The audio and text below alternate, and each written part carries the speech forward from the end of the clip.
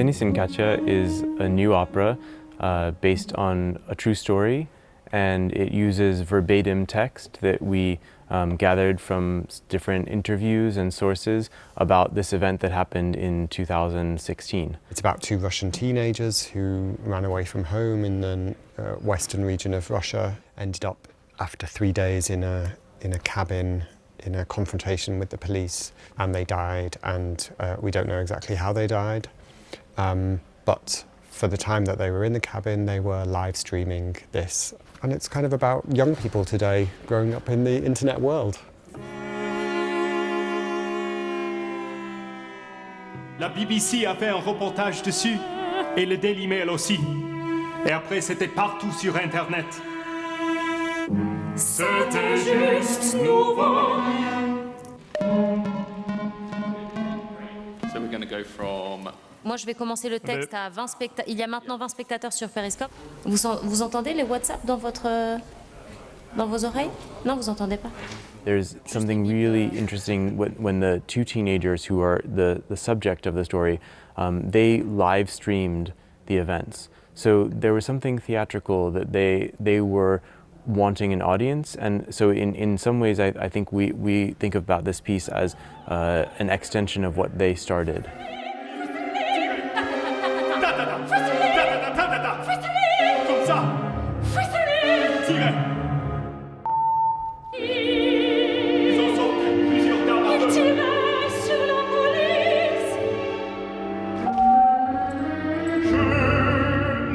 The staging is based on a kind of role-playing game. So we have two singers in the show, and they play all of the characters, and they're constantly switching in and out. In some combination of spoken word, singing, French or Russian.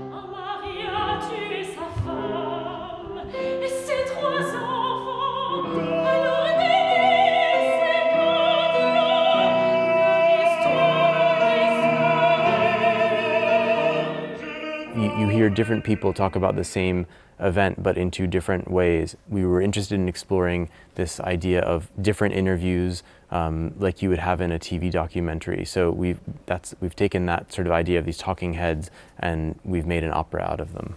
Can we change it and make it more like ils y sont restés 2 jours? Can you both look at the floor or and be in your hands? Because otherwise we get Jesus Christ, superstar, so don't. Denis, c'était mon meilleur ami was so beautiful. So whatever Whatever I did. Beautiful and not sad. Yeah. You told me that a little bit. I mean, I was too like that. Yeah.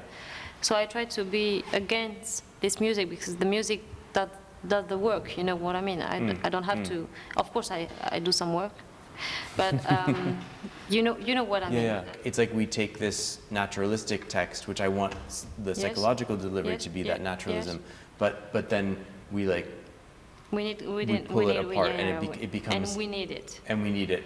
Well, there's something to do for the 26th then. Yeah. Cool.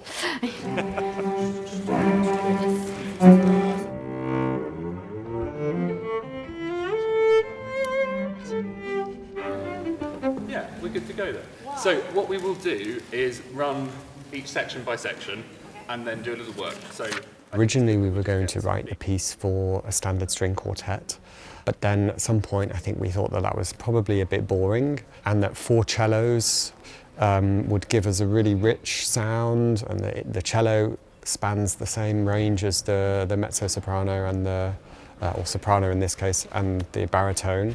So it's a very kind of human vocal instrument. It's a rich sound, it's dark. It's the perfect kind of sound world for this story.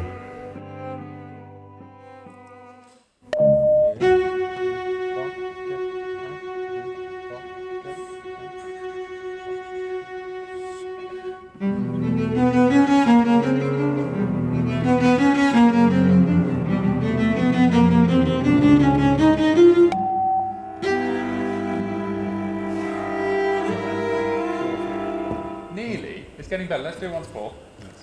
This story, it's sort of a modern day Romeo and Juliet. As soon as I read the news article about them, it stayed with me, the stories. And the same thing happened to Phil when I sent it to him. It's a piece about voyeurism, it's a piece about the internet and communication in, nowadays. We were really, really delighted to win the Fedora Prize. Of course, a Fedora Prize is a prize for a piece which hasn't been made yet, an investment in the making of a new piece. So it gave us a wonderful boost of confidence and resources as we were writing the piece, as we were workshopping the piece in Philadelphia initially. It is the création française, and we're really excited about this cast and the orchestra of Montpellier. And it is by far the most beautiful theater that we've performed in so far. So yeah, I'm very excited about it happening here.